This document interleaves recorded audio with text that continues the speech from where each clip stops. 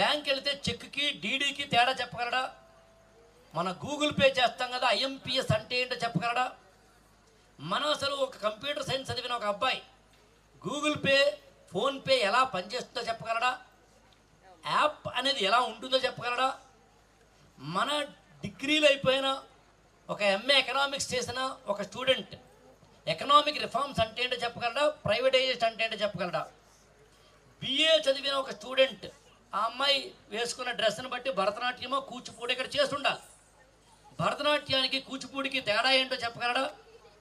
మన జీవితాన్ని కాపాడని, మన బతుకులకు ఉపయోగపడని, నువ్వు డిగ్రీ చేసిన తర్వాత బయటకు వస్తే మళ్ళీ దేహి అని ఎవడునో ఉద్యోగం అడిగే పరిస్థితిలో ఉన్నప్పుడు, నువ్వు నీ జీవితంలో గవర్నమెంట్ జాబ్ రాకపోతే నా బతుకే బస్టాండ్ అయిపోయిందనే ఒకనొక ఆత్మన్యూనతలో నిన్ను పాడేసినప్పుడు, అవసరమైతే ఆ పక్కన రోడ్డు పక్కన టైర్లు పంక్చర్ వేసుకుని కూడా బతకచ్చు. ఆత్మ గౌరవానికి సంబంధించింది. అంతే తప్ప ఎవడో నేను అడుక్కోక్కర్లేదు జాబు అనే ఆత్మగౌరవాన్ని, ఆత్మవిశ్వాసాన్ని ఇవ్వనప్పుడు, నాకు తెలిసి స్కూళ్ళు, ఈ కాలేజీలు ఉన్నా ఒకటే, ఊడినా ఒకటే.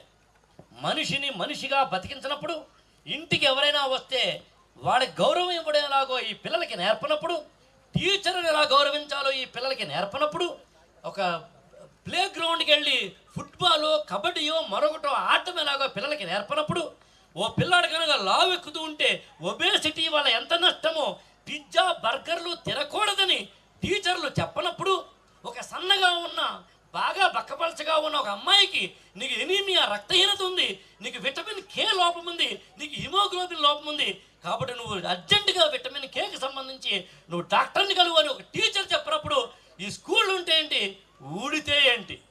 ఒక సంగీతం నేర్పినప్పుడు, ఒక సాహిత్యం నేర్పినప్పుడు, ఈ జాతి నిర్మాణానికి సంబంధించి ఒక కొమరం భీం గురించో, ఒక చాకలి ఐలమ్మ గురించో, ఒక అల్లూరి సీతారామరాజు గురించో, ఒక అంబేద్కర్ గురించో, ఒక డాక్టర్ బాబాసాహెబ్ అంబేద్కర్ లాంటి, జ్యోతిబా ఫులే లాంటి గొప్పవారి గురించో ఈ పిల్లలకి నేర్పినప్పుడు, ఈ కాన్స్టిట్యూషన్ రావడానికి కారణం ఏంటో, అసలు స్త్రీని ఎలా గౌరవించాలో నేర్పనప్పుడు, కాలేజీకి ఇష్టం వచ్చిన ఇదేమంటారు దాన్ని ఎయిర్ కట్టితోటి కాలేజీలకు వెళ్తున్న బీటెక్ చదువుతున్న పిల్లలు ఇష్టం వచ్చినట్టు ఇలాగ ఇష్టం వచ్చినట్టు ఏదో వంకీలు తిరుగుతా వెళుతుంటే ఇది కాదురా సంస్కారం అని అక్కడ లెక్చరర్లు చెప్పినప్పుడు, కాలేజీలు ఉంటే ఏంటి, తగలేస్తే ఏంటి?